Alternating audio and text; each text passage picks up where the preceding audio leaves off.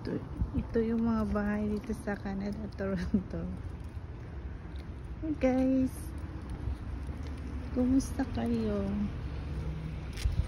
Yan.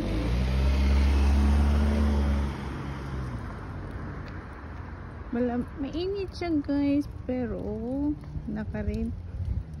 naka-jacket kami kasi yung init niya may lamig.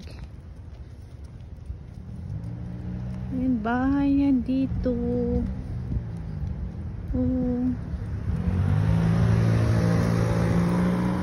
guys, maganda sana yung panahon kung may araw, pero malamig siya.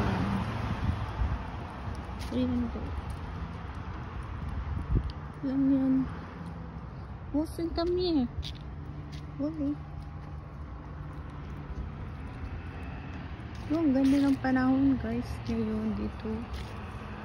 Pero ang problema, sobrang hindi siya ganun malamig, pero okay lang.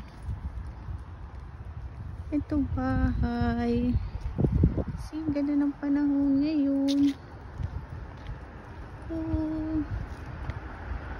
Yan.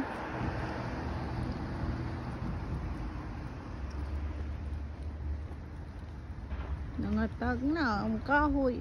Akala mo yung tree na yan is patay, hindi patay yan. Wala na mga dahon dyan. Nangahulog yan. Yan. Nag-iba ng kulay yung mga dahon dito. Kulay yellow na. Yung iba wala yan. Yan. Karamihan dito. Yan ang